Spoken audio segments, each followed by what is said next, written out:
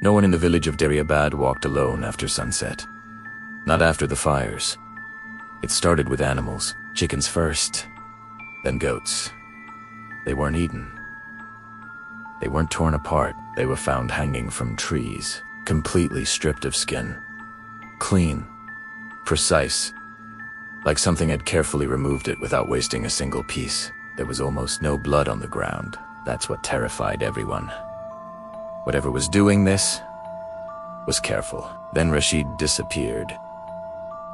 Rashid was a strong man, a woodcutter, not the type to run from anything. One evening, he went into the forest after hearing something crying between the trees.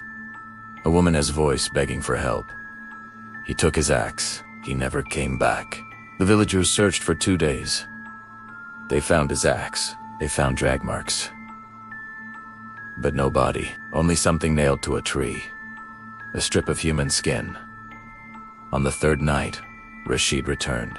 He walked into the village just before midnight. Barefoot. Clothes torn. Face pale, but smiling. His wife ran to him, crying. He hugged her, too tightly. His arms felt stiff, hard like wood beneath fabric. "Are you hurt?" she asked. He stared at her for a long moment before answering. No, but his voice sounded wrong. Dry, like something unused to speaking. That night, Rashid did not sleep. He stood in the corner of the room, facing the wall, whispering. His wife watched in fear as his shoulders began twitching violently. A wet, cracking sound filled the room. She thought his bones were breaking. Then she saw something move beneath the skin of his neck, like something crawling under it. His head snapped backward unnaturally. Too far? His mouth opened wide, wider than humanly possible. And from inside his throat, black smoke poured out. The skin on his arms began splitting, not cutting. Splitting. Peeling away slowly from the inside, like someone taking off tight clothing. Underneath, there was no flesh, no muscle, just a tall, burned figure made of shadow and ember cracks. Its surface looked like charred wood, glowing faintly red from within. It stepped out of Rashid's empty skin. The skin collapsed to the floor like discarded clothing. The Singh picked it up carefully, examined it, then slowly pulled it back over itself, stretching Italiano, adjusting it around its long limbs. Its fingers poked through slightly. It pressed them back inside.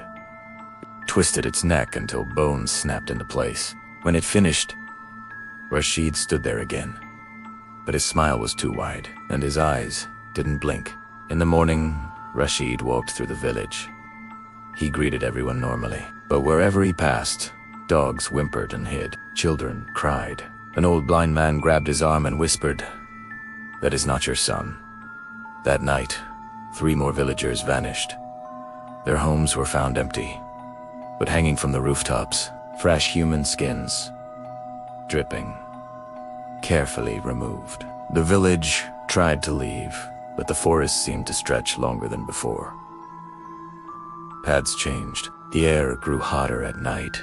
People began seeing multiple Rashids walking at once, all smiling, all watching. The Jinn had learned something. It didn't just want one body. It was collecting them, testing them, finding which flesh fit best. One final night, the entire village heard screaming from the mosque. When they entered, they saw Rashid standing in the center, his skin half removed, hanging from one shoulder. Underneath, the tall, burned creature looked bigger now, stronger. It spoke in a deep, cracking voice. Human flesh tears too easily. It reached forward and grabbed the nearest man. What followed was not fast. It was slow, careful, deliberate. By morning, Dariabad was silent. Travelers passing through weeks later found the village empty. Doors open, food routing on tables, and stretched across the walls of nearly every house, human skin, drying in the sun. Some say the Jinn still walks among towns, searching. You can recognize it as it doesn't blink often. It stands still, And sometimes, the skin around its neck doesn't quite match the color of its face.